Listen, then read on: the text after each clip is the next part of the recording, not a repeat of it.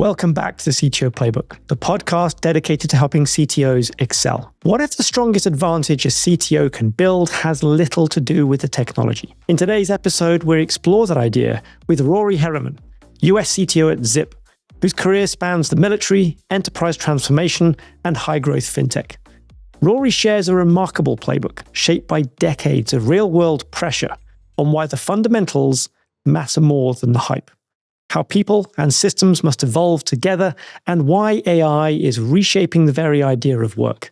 At a time when many leaders are still treating AI as a bolt-on tool, Rory is already building hybrid teams where people and AI work side by side. If you've ever wondered whether your challenges are unique, this conversation will prove just how universal the CTO journey really is. Because no matter how experienced we are, the role asks us to carry more than we say out loud, and conversations like this one make that load feel lighter. I'm your host, Adam Horner, coach to CTOs from startups to enterprises, helping you lead with clarity, confidence, and strategic impact. If you feel like you're figuring it out the hard way, you're not alone. That's why I created the CTO Playbook, a podcast and platform built for tech leaders just like you. Explore coaching, cohorts, and how you can stay up to date at thectoplaybook.com, helping you build your own playbook for your path at your pace. Let's get into the conversation and hear how Rory's journey forged the playbook he shares with us today. Rory, welcome to the CTO Playbook. It's great to have a chance to learn from your experiences and background. Yeah, thank you, Adam. Thanks for having me. Looking forward to it. Yeah, now for those people who aren't so familiar with you, in terms of where these ideas have come from, we're going to go and talk about what's the sort of the headline version of your journey to becoming the US CTO at Zip, where you are at the moment? Yeah, great question. You know, it's been a 30-year journey that has been through some challenges of every possible form that you can think of. But ultimately what led me to Zip is the company, the culture of the company. You know, when I was going through this phase of my career and wanting to trying to determine where I wanted to be next, I placed a lot of emphasis on culture. And that's what Zip's really all about. So it's less about the wicked problems to solve, less about the startup that's doing something, you know, breakthrough and innovative, definitely more about where I'm working and who I'm working with. And can you just tell us a little bit about Zip, what Zip is, what they do, and what stands it apart in its field? Yeah, absolutely. So Zip is a fintech. It's a global fintech that operates in the US, Australia, and New Zealand. But we're effectively a point-of-purchase credit product for consumers that's available through our direct-to-consumer apps, as well as our merchant network of tens of thousands of merchants across those markets. You know, in the US, we call it a BNPL, but in different markets, there's different definitions. Right, so that BNPL, buy now, pay later, essentially That's this idea correct. of extending credit on what you buy now so you can spread the cost out over time rather than paying it all immediately. Yeah, that's right. Perfect. Good stuff. Excellent. And one of those things that sort of I picked up as a commonality in our background, it kind of touches on there. It's not a great commonality, but you served in the military, didn't you? And have gone then on to leading in a high growth fintech. I kind of did a bit of fintech and then found myself working alongside military later on. But there must be some wonderful things that the military gave you in terms of background on discipline, I guess, leadership, and maybe even something around systems thinking. Yeah. But what out of those things, can you recognize any of those things that sort of still show up in your work today? Yeah, you know, I started my adulthood in the military, and it did form a lot of who I am today. But I think as the key takeaways, what I learned most was how to stay calm during high pressure, high tense situations, and to really lead from a very calm demeanor, and to not let the pressure of the situation overcome you. And that's a key point, isn't it? Being that point of stability is really important for those around us when everything else looks like it's on fire, isn't it? It really is. It's a skill where you allow the thinking to rise above the pressure of the noise. Yeah. When I started working with the British military, this was probably about 10 years ago now, and it was really working with them, alongside them. I was not serving myself. But there's a load of phrases that I took out from that time. But one of them was this idea of hurry up and wait. So when the pressure's on, you're moving quickly, but then you have to do a lot of waiting around and patience for the next thing to happen. But filling that time with preparation, getting ready, means that by the time the hurry up bit hits, you've got a lot fewer reasons to be sort of running around like a headless chicken, and a lot more to be calmly going through the roles, the paces. Yeah, that's very well said. The leadership skills you learn in the military are countless, but inevitably you take away sort of those handful of key leadership traits that really form who you are later in life. And that's what's happened to me. Excellent. And on that journey, so talking about later in life, were there any sort of mentors or early influences who sort of shifted your thinking about what it means to be a complete CTO in the modern era? Yeah. There's been many. For me, my journey started post-military in large enterprise. And so it was during that time when I had to make that transition from command and control style leadership into, influence style leadership. And I certainly had many bosses during that time that helped guide me through that transition. Many that I'm still in contact with today that still mentor me to this day. But that's amazing. Those were the early days of really forming my leadership in business. That is certainly forged from my time in the military, but vastly different because of the difference of dynamics. So many through that phase. From big enterprise, I went into 0 to 1 startups where I had some great venture capital, sponsors that guided me through those turbulent waters, and spent some time with my own companies where I sought out mentors to help guide me through what it meant to be an owner, which is vastly different than being a manager or an executive. So it's there's been a lot along the ways, and far too many to name, but it continues even to this day as I get into this phase of my life. There's still many mentors that help guide me through the challenges of today. That's amazing. That's because one of the things we talk about quite a lot on this podcast is just how universal some of these challenges are. I mean, every CTO thinks they're the only one struggling until they sort of discover that the rest of us are navigating exactly the same choppy waters. So what I'd love to do is just explore that a little bit and sort of take you back to slightly earlier on in your career, because I think one of the things we have in common is we started our careers last century, which is a rarity enough these days. That's right. But so let's explore. So what were some of the early challenges that you ran straight into as a CTO that made you realize that the fundamentals matter more than some of the other things that we're going to talk about? Yeah, in my early days, my first role as a CTO, I think was challenged by less about the technological challenges that had to be tackled, were more influenced by the business challenges that had to be tackled. And I think it was in those early days where I started to realize that the technology is only one half of the CTO job. The other half of the CTO job, which is the more difficult job for us engineers and us technologists, is gaining a deep understanding of the business and how the decisions you're making have true business impact, right? That it's not just the new system that's being implemented or the new infrastructure that you're building out. And in those days, which was the 90s, most of the emphasis for the CTO was on infrastructure. It was about building out compute and network and connectivity. It was less about, sort of application development. Yeah, the data center was a place it all happened in those days. That was it. Yeah. If, data center was the sought out after expertise. So it was really about how do you start to think about that utility that we called the infrastructure in terms of business impact.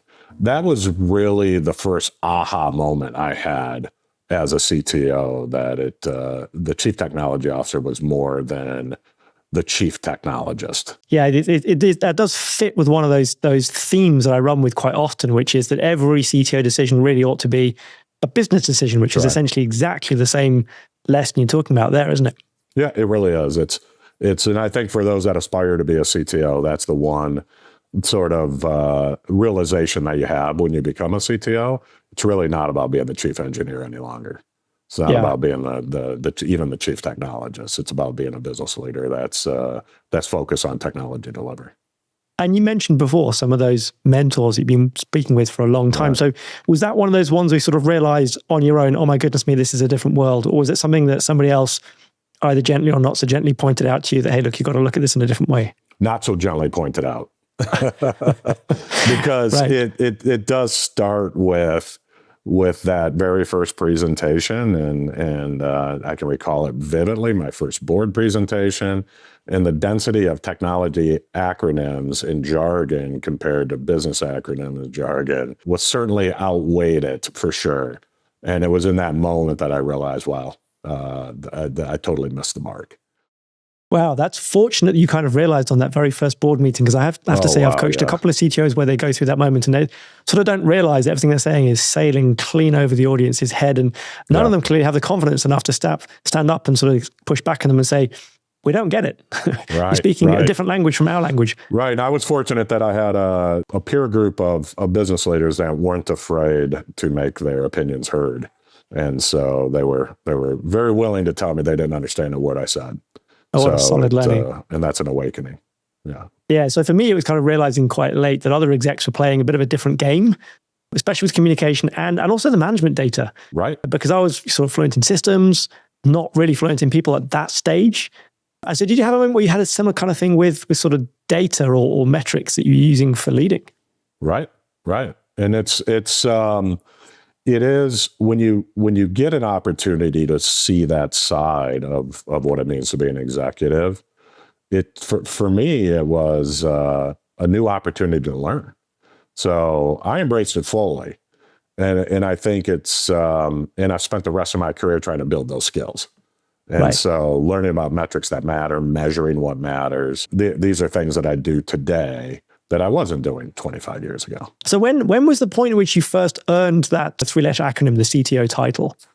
Yeah, it was before the CTO title was known. It started off in the late 90s, early 2000s, in a role that was the head of operations and engineering. So sort of what we would classically call the enterprise CTO today, but it was not that title hadn't yet emerged.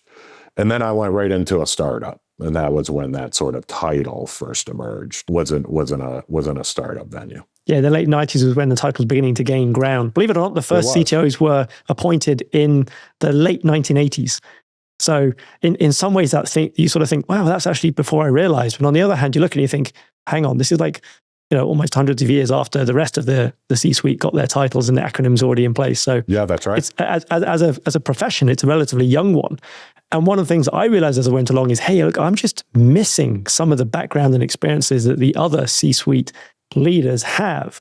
And we've already mentioned one of them, which is communication. But I think the other one was this idea of, it's not about you any longer. You're to lead through the others. It's about using the rest of the people in order to be effective. That's absolutely. And it's goes to one of my core principles in the playbook, is this idea that what we are is really shepherding the people. That's really the role of the CTO, is you create conditions that form the right environment, that form the right ways of work, that form the right teaming strategies that allow the people to unlock their potential. And that's really how I see the role of the CTO today.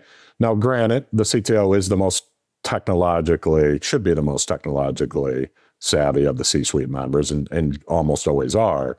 But it's from that lens of the technologist that you're creating the environment that allows the people to be successful. Yeah, and I think it's definitely making sure that you've got the rest of the team who are up there. Because one of the things I often say is that as a CTO, you need to be the most technical of the C-suite. Right. But you almost shouldn't be the most technical person in the company. I would hope not. If you are, something's going wrong. It means there's a hiring challenge somewhere in there, or you're a very small 0 to 1 startup where you probably are the chief technologist and chief engineer. Yeah. Was there a moment where you sort of realized, hang on, it's the people I need to work with rather than the technology itself or my own knowledge or my own capability in these areas? That came to me later in life. It's something that's so obvious now that it's almost embarrassing to say it wasn't the first revelation I had. It came later to me when I was in management consulting, and it became less about the idea and more about, or the solution to the problem space, and more about the outcome of getting the problem resolved and knowing that you couldn't do it on your own. That was mid career for me.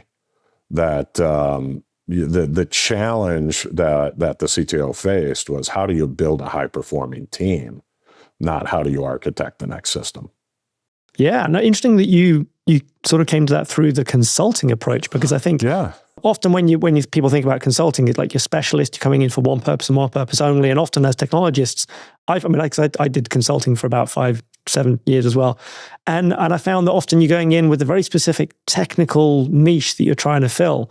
So interesting that you came to that conclusion while consulting. I think it's fascinating. Yeah, I had a client that in a very similar sort of scenario that you just described, a specific problem, looking for a specific solution, going through that process, and then the client saying, hey, I want you to stay on and implement it for us. And so that's that epiphany of, the recommendation was bought into. Now, how do we actually go about implementing it? And how do you make sure that you can co-create a team that it allows that to happen effectively? Great. So part validation, you did well, carry on, and part challenge, put your money where your mouth is. Yeah. The words that every consultant sort of fears one day is, go do it. Go implement your recommendation. Wow. So I guess every CTO is a point where they have to either build a team or reshape or reorganize a team. And was there any sort of early attempt of yours that didn't quite go to plan, but taught you something, I don't know, fairly fundamental or fairly foundational? Yes. And I think anybody who's been doing this role long enough can talk about the failures of different organizational design strategy, ways of work strategy. I think for me, the most difficult was I was the chief technology officer, chief product officer for a global large portfolio company, large product portfolio company, hundreds of products. Wow. Okay. And trying to create, in that particular era, I was trying to create a single engineering organization comprised of multiple sort of market or regional organizations, expecting the power through the sum of the whole to sort of offset any challenges with the large geographical diversity of that particular organization. That was one that took me a few iterations before I got the org design right. Yeah, that sounds like a complex transformation. Very complex, and it helped me. It helped me understand deeply the differences of cultural work philosophies that exist across the world, and that one size doesn't fit all, and simply bringing the teams into one org chart doesn't necessarily yield some output that you thought it might yield by doing it. Yeah, it's one of those ones I think comes up on this podcast again and again is, what works in your local culture, as soon as you start trying to transplant that naively to another culture, doesn't often result in the outcome that you predicted it might have. Yeah, that's right. That's right. And it's a wonderful learning, but it's also a very, very difficult time to go through as you are learning that. It can be quite humbling, that one, can't it? Yeah, it really is. Really is. Mind you, the thing that always makes me feel slightly better about it is there's some amazing stories from, again, going back to the military of, misunderstanding, two nations divided by a common language as well as the Atlantic. So some stories between, British and US military. There was some, I think it was the Korean War, actually, where there was a British unit in a difficult situation. US general phones up the British sergeant in this little area and goes, "How are you guys doing?" And the British guy answers, "We're holding up, sir," which is British for "help, please, white flag, come and get us out of here." And the American guy turns around to his superiors and goes, "They're all right." And they were wiped out the next day or something. So even in the sort of the most obvious places you'd expect culture to map quite cleanly in the same language, no other barriers, it still can trip people up quite badly, sometimes terminally, That's unfortunately. Right. So what would be fun to do then, Rory, is because you've got this fantastic playbook that we're going to run through a little bit, but in terms of the richness of it, which I think is quite good, is to go through some of the 5 principles in order. So just to give us a bit of the first one, and I'll just give people a bit of a clue that the word bedrock is in here. But can you give us sort of a bit of a story around this concept for the very first one? Yeah, this first one I probably do take from my military time more than any other, which is this idea that in order to have a strong outcome, it needs to be forged on a strong bedrock. And so for me, that's being exceptional at the fundamentals. Mm-hmm. So there's a different a level of intensity that I apply for this principle, depending on the organizational need, the culture, the state of the company, et cetera.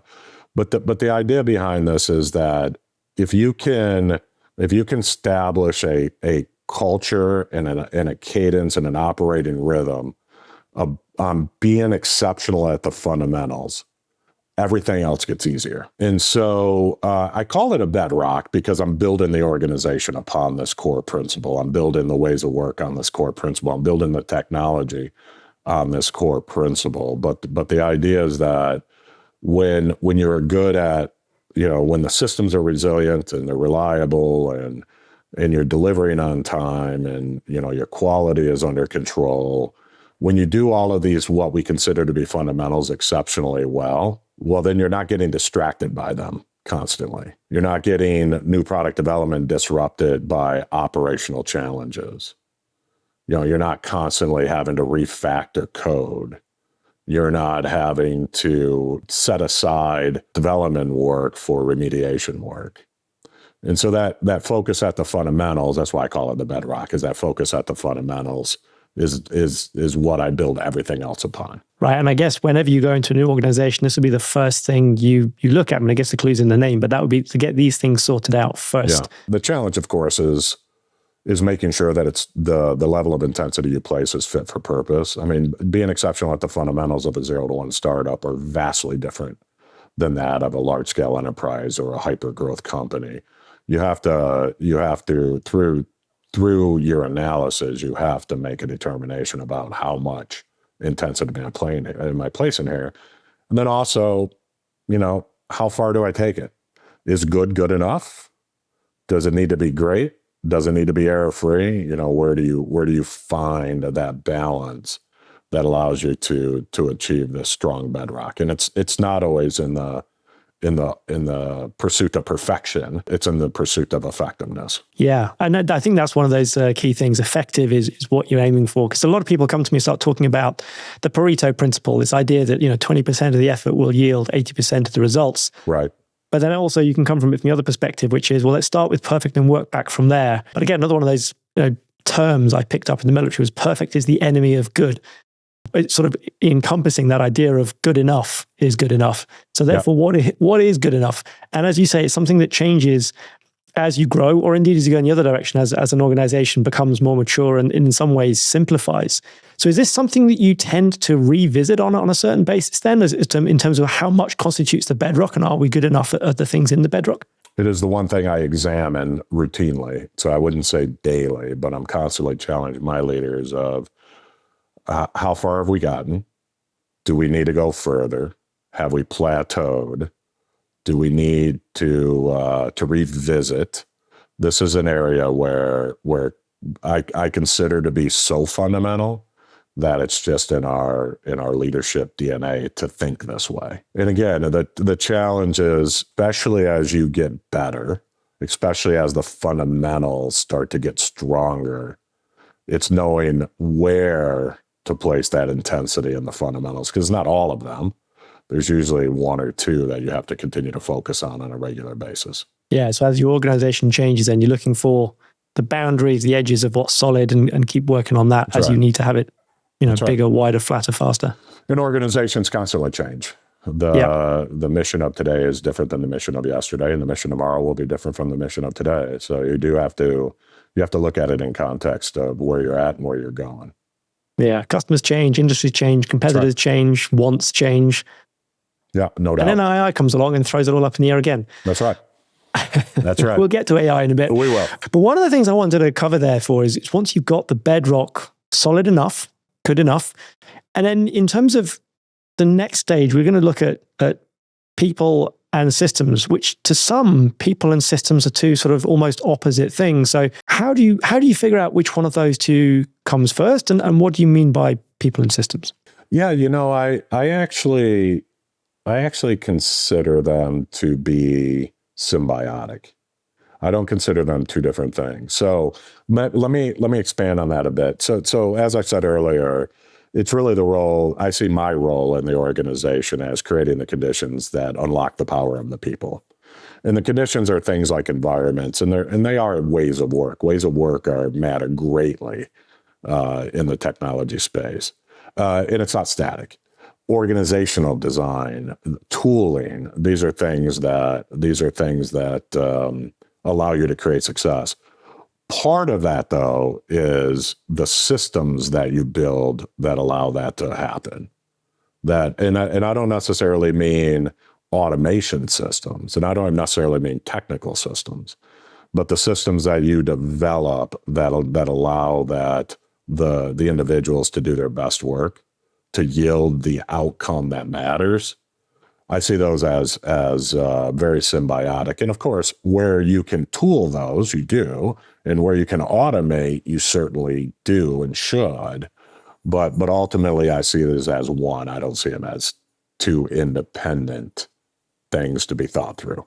Right. So when you talk about systems then, because this is a word that I find others struggle to understand as well. People tend to have a preconceived notion of what they mean by system. And it might mean, as you mentioned, a technology system.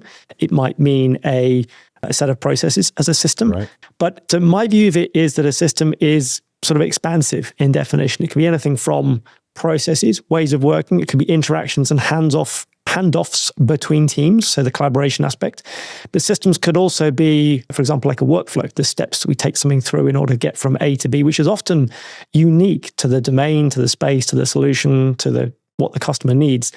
But systems could also mean, as you mentioned, the very basic definition of a technology system upon which we're going to do our work. Do you have a similar view of it from that perspective then? Very, very much aligned with how you just described it. And that was very well said. I think, the idea of a system is interacting parts to produce a common outcome, right? Or produce an output. That's really how I think about it. And that's why I say I think they're symbiotic. I think if you attempts to sort of abstract people from the system or to create a system in abstract of the people is futile. It just doesn't work. Similar to trying to create an org design without thinking about the individual people that are part of the org, how that doesn't work. I sort of view this the same way. Yeah, my very, very simple, because I love simple analogies. My simple analogy of it is the system is a bit like the bicycle. And it might look pretty, but it doesn't do anything unless you've got a human on it, pedaling it on a road to make it go forward across that road. Right. And it's sort of a similar view. And so therefore, the person in that simple analogy is kind of the analogy for the entire people organization. So the org structure, the teams they're set up in, the leaders they have, and then that sort of encompasses the way that they work and everything else as well, plus interactions between people. And so systems is one of the sort of three big pillars I use. Structure is the other big pillar that I use, and structure incorporates things like the way that teams are laid out, the people that there are, but also one of the key things I always point out is the gaps that we have, because no organization is perfect. Right. How do you look at gaps in your organization? How do you look at the sort of the things that the people that you don't have?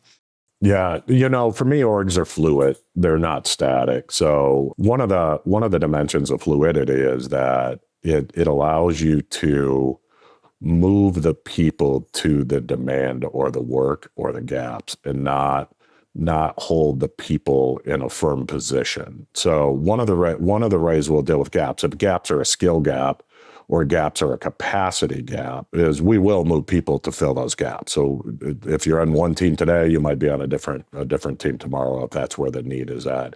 That fluidity creates a lot of agility for you as a CTO. When you can create an environment or a culture where people are comfortable with that fluidity, it allows you the opportunity to do that, to take a key resource that maybe is filling an architecture role today and move them into a delivery role, because that's where you have the gap. By creating that culture of fluidity, it gives you the levers to be able to do that.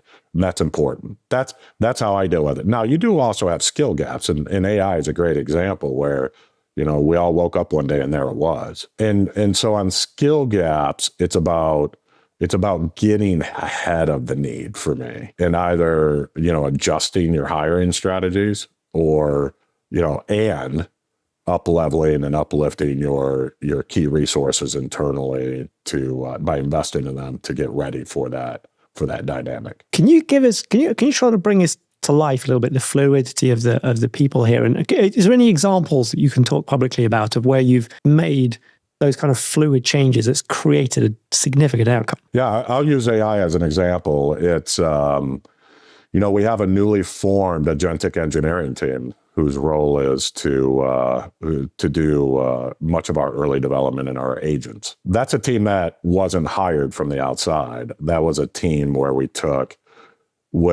resources within the organization, whether they were front-end resources, back-end resources, architecture resources. And through that idea of fluidity, we formed an agentic engineering team. And so that's a great example of culturally, when you have that mindset that organizations are fluid. We did that without sort of much fanfare or much real thought about it, because that's just the way you solve it. And so that's what we did.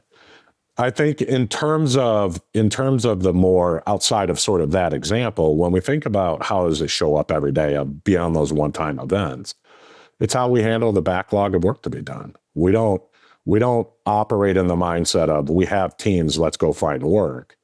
We operate in the mindset of we have work to do, let's go form the teams. That's a wonderful inversion. And that allows us to get more intensity on the priorities. And so that fluidity of moving people around or moving people to the work, not creating work for the people, is sort of that idea of organizational fluidity and motion. And it also makes you think harder about, is this the right work? Because you're about to shuffle a bunch of people around, and people, no matter how change happy they are, there's always a limit to the amount of change you can throw at people. So therefore, I like that inversion. That's a good way of sort of forcing prioritization onto the process in a relatively natural way.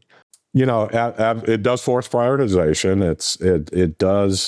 It does come from the mindset of something is worth doing, then it's worth it being a priority for all of us, not for only one Scrum team. Now, sure, there are small things that need to happen every day that are unique to individual teams, but at scale, when we're talking about the big priorities that matter, they're priorities for all of us. Absolutely. And that example of forming, was it an agentic AI team out of what you had already was, right. I mean, that's a good example of literally shaping what you think the future is going to be. That's right. That's exactly what it was. It's trying to anticipate what we think is going to be needed for that particular role, identifying those in the organization that have both an interest, a passion, and, the core set of skills to learn the new trade and put them into that group.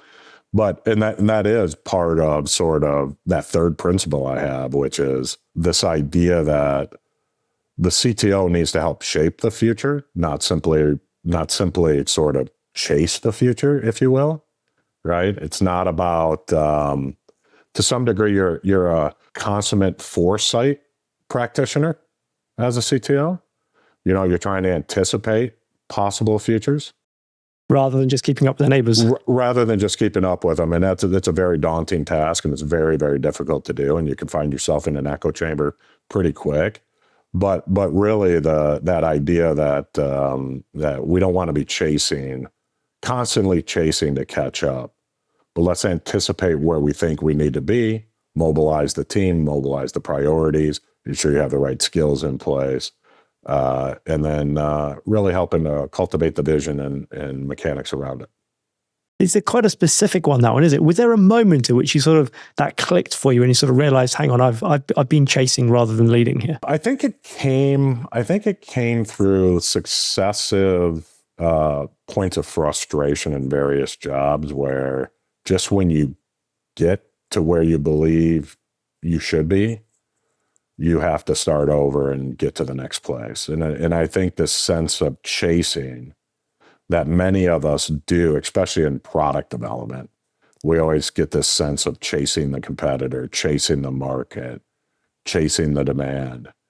I think over time, it's helped me think differently about the problem, and the problem being more about how do I anticipate the competitive position? How do I anticipate the market? How do I anticipate the customer demand? And then, really starting to put an early vision around what could be or what would have to be true for success to happen if this were the future.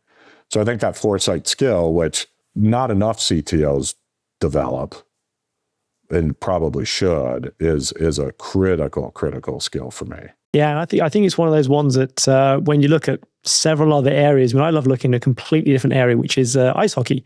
It's a very big sport here in Sweden. And I know it is in the US as well with the NHL, but I think one of my favorite quotes comes from Wayne Gretzky, who said, "You've got to skate to where the puck is going to be." Yeah, that's one of my favorite ones too. I tend to use that often in my day-to-day work. And so figuring that bit out, where it's going to be, what are the sort of things that you look at? What are the, I don't know, the trends, the news, what are the things that you look at as signal and sifting out from all the rest of the noise there is in the industry? Because we live in a very noisy industry. Yeah, that's the true challenge, isn't it? It is trying to figure out the signal through the noise. I think for me, and this is something, a perspective I gained through professional maturity, is don't chase the S curve on the technology. So that's sort of foundational for me now. There was a day when I used to chase the technology. For me, I sort of look to the market, and there's many examples of getting ahead of the market and being first to market and ultimately failing because of it. But for me, it's about looking at the market. So if you're in the consumer business like I am, or like we are, I do look to consumer wants and needs as the signal for me. I don't look to technological innovation. The art of the possible is not the signal for me. It's really the want and need of the customer that's the signal for me. And then I look at the art of the possible as to different ways of solving for it. But it really is the market for me now. So it's going back to that industry-specific segment. What's commercially valuable, and also what are people, commercially looking for, rather than what could we do with the latest, greatest tech that's just come out, or what do we think that the crystal ball gazers are telling us is going to be the next big thing then? Yeah, that's right. I think one of the most difficult business models that exist are market creators. There's far more that have failed than have been successful. There have been some great successes. That's how transformation actually happens, is there are market creators. But that's one in tens of thousands that actually succeed. So for me, it is about, what does the market want? Figuring that out early enough, hearing the signals early enough that you can establish a strong competitive position. But it's got to start with that. Right. So when you're looking at the S curve, then as you mentioned before, which is sort of at the bottom end, is that hockey stick of the early stage of growth.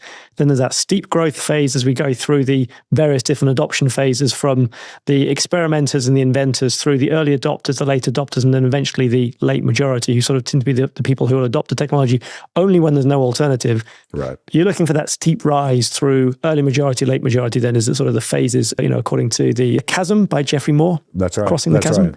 Yeah. And look, if you stay connected closely enough to your industry, you stay connected as a CTO, you stay connected with your customers, you'll have a better instinct for where that begins to happen. And you'll be in a much stronger position to anticipate when you're going to hit the tipping point of interesting technology. And agentic commerce is a great example of that. We're in the interesting technology era.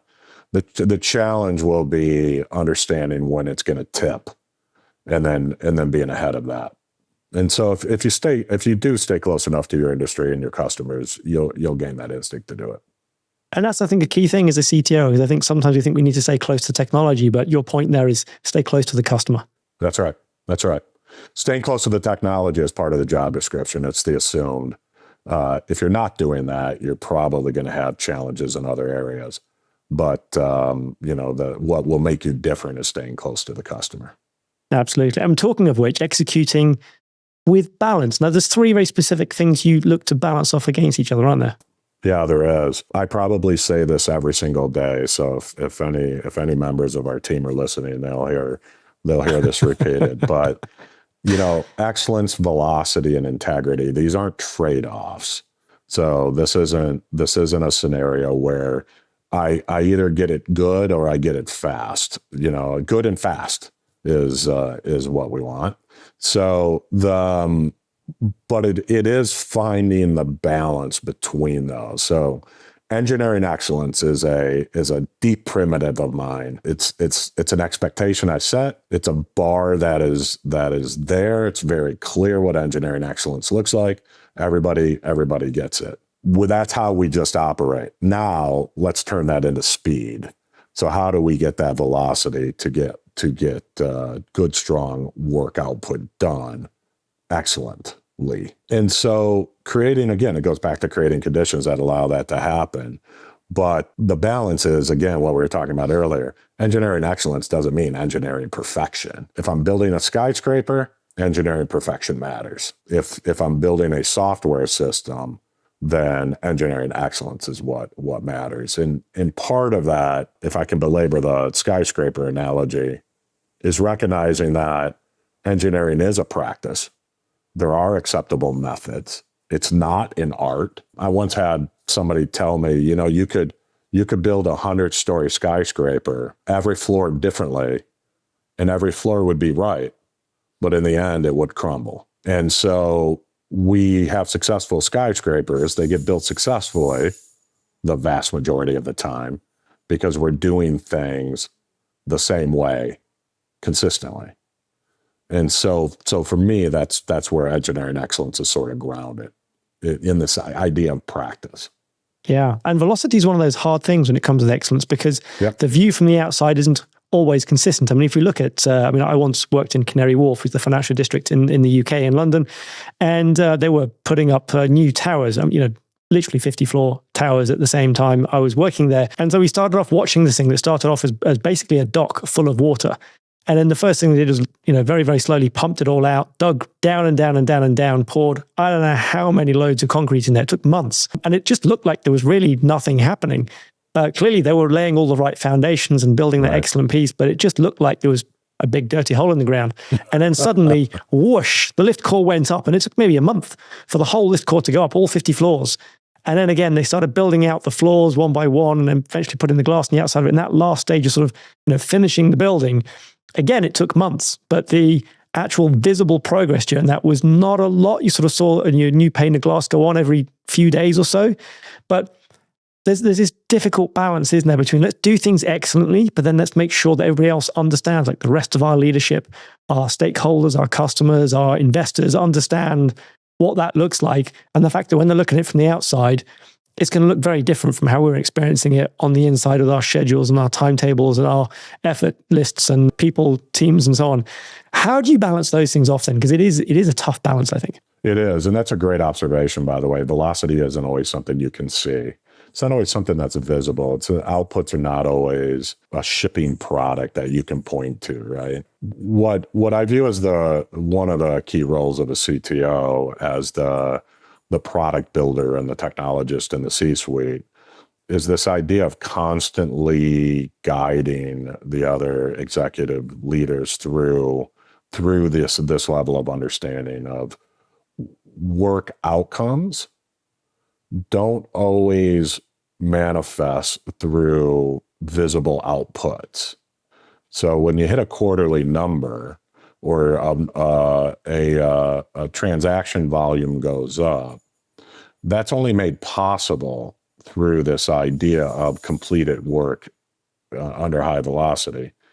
It doesn't mean that you saw the work, but what you are seeing is the outcome of that work. So constantly mentoring, reminding, coaching. Many get it.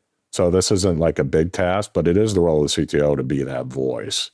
What you don't want to have is an environment where the only measure of velocity is the visible output.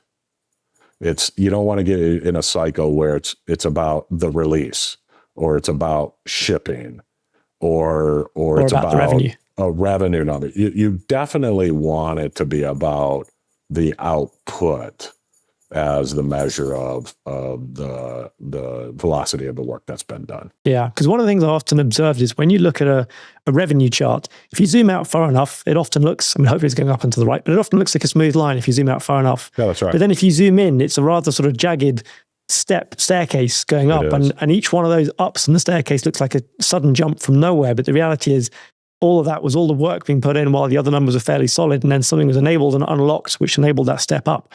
But when you zoom out far enough, it sort of comes out to the smooth line. I think one of the roles of the CTO is to help everybody else to zoom out and look at the impacts over a longer period of time, a greater perspective than just close in, where it does look rather lumpy and jagged and ununiform. Yeah, that's right. That's right. Scaling systems are a great example of the least visible thing you can do, but it's the one thing that unlocks the greatest output in terms of business value. And so, helping people understand that's definitely the role of the CTO. Excellent. Now, talking about output, this is a great segue onto a topic that we promised to cover earlier on, which is AI. So you've got some great views on this. I'd love to hear these. Yeah. I'll be honest. They're emergent views. They're views that have challenged the way I think about my own sort of playbook and my own principles, and how many of them in the next era of technology development are still applicable and how many are not. So I think the one thing I can say confidently about AI is it is going to reshape all of us in terms of how we lead and act. But there are some cores. So the first is I think for me and for us, I don't see, well, maybe for the purposes of definition, I often frame AI as classical AI, which is sort of that MLE deterministic era of AI, which we all know and love and have known for decades and are constantly using it. And then there's the new era AI, which is really more about generative and agentic AI. So maybe let me frame it with that. What I'm talking about here is new era. So, for me, AI is about the opportunity to get an exponential growth of your resources. It's a multiplier effect. I see it less as an opportunity to reduce cost. I definitely see it more as an opportunity to grow faster. Because I view it from that lens and that angle, the ideas for where and how it gets applied, I think are slightly different. It's not simply about process automation. It's about Can you expand on that a bit? Yeah, it's about making people more effective. Right. So in our organization, and I'll describe here at Zip, in our organization, every employee has their own co-pilot. This is something we did early on.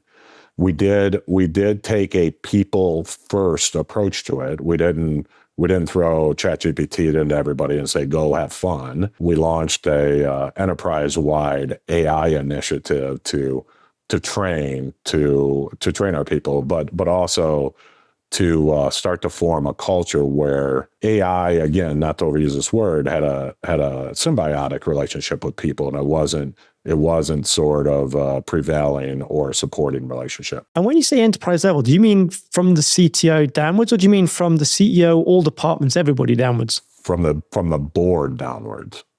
Excellent. Now that's one of those early views that I've not seen being that common. So you must have been basically playing on the cutting edge, some would say the bleeding edge at times with that one then. It goes back to that idea of foresight and anticipating anticipating possible futures. I think when generative AI made its splash landing, which wasn't very long ago, it's less than 2 years ago, right?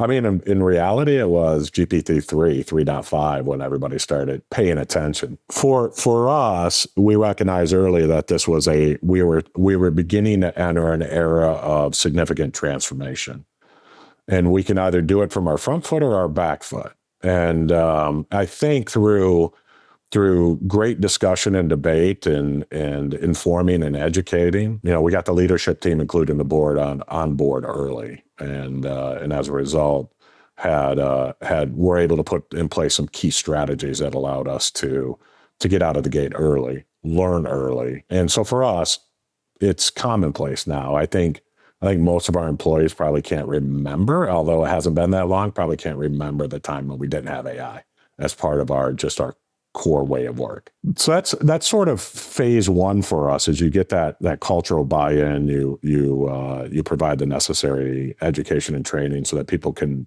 truly get the most out of it. But the next phase for us is not simply about AI as a tool, but it's developing agentic capabilities. so that it's not just about an employee using a tool, but it's about employees sitting next to AI in hybrid teams. And so we are entering that era now. We're taking our time to make sure we've thought it all the way through and testing early and often. But we see that as the next phase, and that gets into that sort of exponential resource growth that I was talking about earlier, that force multiplying effect that AI can have for you. And of course, we're, in our space, AI native products are an important part of our strategy. Agentic commerce will be meaningful in the e-commerce space, and agentic payments are part of that. So for us, it's about all three vectors, empowering our workforce, and empowering our processes, and empowering our products. And I guess it also means, by extension, empowering your users such that your users can use good old-fashioned manual workflows as they always have done, or they can also take advantage of agentic workflows of their own to interact with you too. Absolutely. And in that case, not only our internal users taking advantage of agentic experiences, but our customers taking advantage of agentic experiences. And are you able to sort of extend or elaborate on some of those sort of principles on which that sort of co-working agentic work happens? Yeah. I think it's going to evolve over time. So, right, just like everything, and maybe that's the proviso that I always need to lay out there. It's going to evolve over time. I think there is work today that is, I would call it, relatively mundane work that every organization has to do. Yeah. And being able to offload that allows our human work to AI, allows our human workers to have the time and space to do that deeper, more significantly impacting work, where it's not just a transaction, but it's true knowledge work at scale. And so for that kind of work, I think unloading that mundane work off the AI will definitely be the first stage of our agentic workforce model. So this is interesting because I think it sort of goes almost back to some of the things that at least my parents' generation was sort of told in the 70s, that, hey, in a few decades, you can have your flying car, you can have your automated robot that does your housework and everything else. I think we are finally getting to the stage where we have these agentic processes that can do a lot of the routine, straightforward work that we've been dreaming of, decades, but haven't ever really quite seen come to light. And now I'm seeing that it's also very patchy and very uneven in the way that, A, the belief that this is possible is rolling out, and B, the way that people are taking advantage of it. Do you feel as though the way you're working at Zip is getting close to that sort of 70s flying car moment? It is. I would say this, though. I think in this particular era of transformation, and as we sort of reminisced about our time back in the 90s, we've seen only a few major transformations. You had the internet, client server, the internet, mobile, web 2.0. I think in this particular case, it's the rate of change. It's the rate of innovation that's fundamentally different. So I do believe we are getting to that point where hybrid workforces will become commonplace. And for us at Zip, we are starting that journey. I recently took on an expanded role as the Chief Technology and Operations Officer. So that COO role is square at that idea that the operational demands of a company and the technological development of a company are becoming largely inseparable. And so by having this view that the way that we're going to scale and the way that we're going to compete against even the larger competitors is through technology, AI being at the core of that, is a big part of our future. And I think it's an exciting space because if I look at the role of the COO and of operations in general, in the last, 20 years minus the last 5 years, we've seen basically innovations in process, ways of working, Playbook, standard approaches to doing things, but the systems themselves haven't really marched on a long way since the ERP, the CRM came to common usage. But what I'm seeing now is that the tools are suddenly back in play for the COO role as part of the innovation of an organization. And I'm guessing for you, combining both those roles, it puts you in a very unique place to be able to evolve that very rapidly. Yeah, I think it is. I think, again, that is evolving as well. But I do I do expect that most organizations are beginning to make that transition of no longer process optimization based operations, but technology enabled operations, in order to improve the efficiency or the effectiveness of the operations. And sort of in this era of AI, that's at the center of really the path to get there. I think it's going to be amazing to see how that bet plays out. But my own beliefs aren't too far from yours on that front. So I think there's a lot of fun in your future from that perspective, that I'm sure. Rory, what I'd love to do now is attempt to try and summarize your playbook, because we've got over a lot of points, a lot of very interesting stuff, and some brilliant depth and background to these things. But if I might try and boil it down to 5 points, we started off with number 1, building on the bedrock, which was this idea of being exceptional at the fundamentals. That's right. We then had number 2, leading through people and systems together. Number 3, shape the future, don't chase it. So there's this idea that we need to be at the forefront of the technology, the process changes, everything else is going with it, rather than catching up with competitors, others who look like us, etc. Number 4, executing with balance. So balancing off excellence, velocity, and integrity together against each other. And then number 5, which we were just talking about moments ago, co-working with AI rather than just using it. Did I miss anything out there, or does that pretty much cover the core essence of your playbook? No, that's it. I think the art is not thinking of them as doctrine, but thinking of them as a compass, knowing when to apply intensity at different stages of the company across each one of those principles. Excellent. So like the very best playbooks, it should be adaptable to the scenario you find yourself in at any point in time. 100%. Fantastic. Rory, it's been an absolutely pleasurable conversation. How can people get in touch if they'd like to carry on? Yeah, I would welcome anybody connecting with me on LinkedIn. That's a phenomenal way of getting a hold of me, and forward to those one-to-one relationships. Fantastic. Rory, it's been wonderful to talk to you today. Thanks so much for your time. Thank you, Adam. Enjoyed it. Thank you for listening to the whole episode. I appreciate your time. So just before you go, I'd like to ask you for a favor in return for putting together this episode of the CTO Playbook for you. Please share the episode with just one person who will appreciate it.